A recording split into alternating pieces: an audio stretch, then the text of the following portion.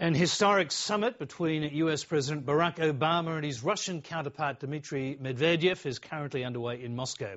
The overriding goal of Mr. Obama's two-day visit is to improve the strained relations between the US and Russia. Relations slipped during the presidencies of George W. Bush and Vladimir Putin and fell to levels not seen since the Cold War, when Russia went to war against Georgia last August. While some have high hopes for that much talked about reset button, others caution there are a lot of issues that need to be sorted out, including nuclear arms reduction. Moscow correspondent Scott Bevan reports. Just a few hours ago, Barack Obama landed on Russian soil for the first time as US president, in a bid to help relations between the two countries take off once more. Mr. Obama has laid a wreath at the spiritual heart of Russia, the tomb of the unknown soldier in the shadow of the Kremlin walls, providing the US president with a moment of reflection at the start of a visit that will be crowded with talks. Mr. Obama is now in the Kremlin for a meeting with President Dmitry Medvedev. It's expected to last up to 4 hours.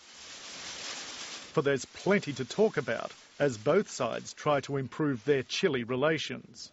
The thaw began on the sidelines of April's G20 summit in London. One topic talked about then, and at the top of the agenda for this summit, is a new agreement to replace the Strategic Arms Reduction Treaty, known as START 1, which expires in December. While both presidents have agreed their nation's nuclear arsenals should be further cut, analysts say the key issues are by how much and by when. Professor Victor Krimenyuk from the Institute of USA and Canada Studies says after the shortcomings of Russia's armed forces were highlighted during last year's brief war with Georgia, the country doesn't want to agree to anything that leaves it weaker.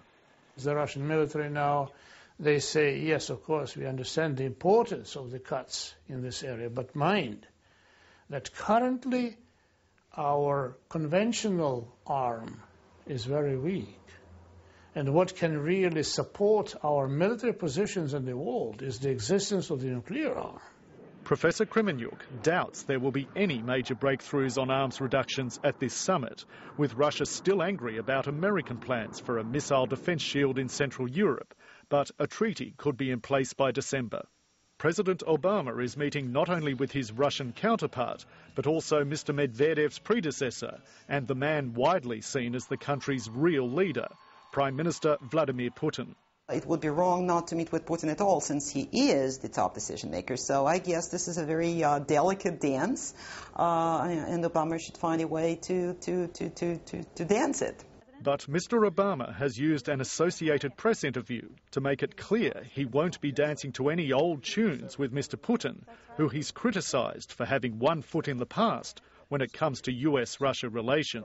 Prime Minister Putin still has a lot of sway in Russia, and I think that it's important that even as we move forward with President Medvedev, that Putin understands that the old Cold War approaches to U.S.-Russian relations is outdated.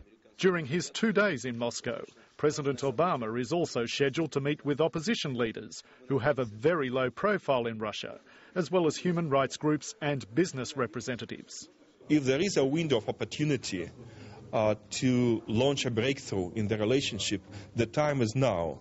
And I don't think that we'll see such an opportunity in many years to come if we miss this window. But some caution that repairing the relationship will take time.